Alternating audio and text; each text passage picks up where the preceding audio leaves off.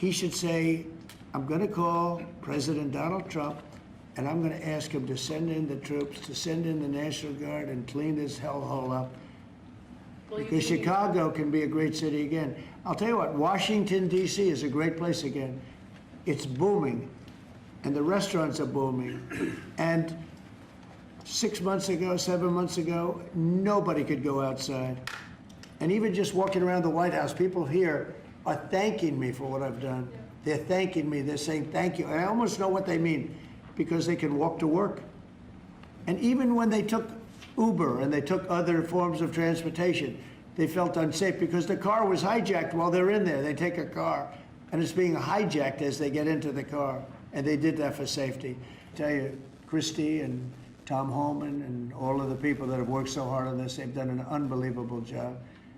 And I think we're getting great marks for it. People feel safe. Washington, D.C. is just the beginning. We brought the numbers down in Chicago a little bit by having the FBI in there for the last 5 months.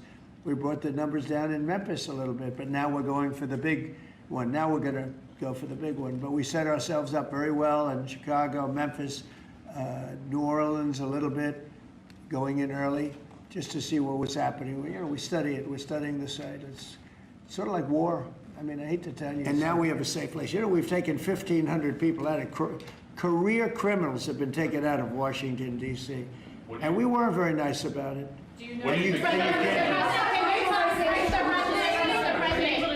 President, New Orleans. We have to save New Orleans. New York. Mr. President, when are you going to get details? We're going to be going into New York too. Yeah. Mr. President, and we're going to be going in quiet. You're really obnoxious. I'm not obnoxious, but I'm trying to ask you, what about your plans you are for really Memphis? Obnoxious. I'm not obnoxious, but I am asking, what are your plans for Memphis? Many people want to know. I'm not going to talk to you until I call on you.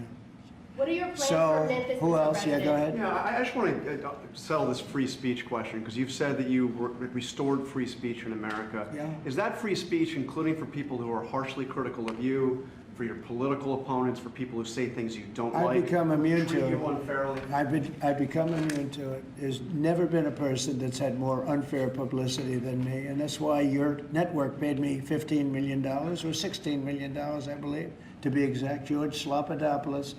And that's why CBS paid me a lot of money, too. And that's why I sued the New York Times 2 days ago for a lot of money. Because I'm winning. I mean, I'm winning the cases. And the reason I'm winning is because you're guilty, John. You're guilty. ABC is a terrible network, a very unfair network, and you should be ashamed of yourself. NBC is equally bad. I don't know who's worse. I think they're equally bad.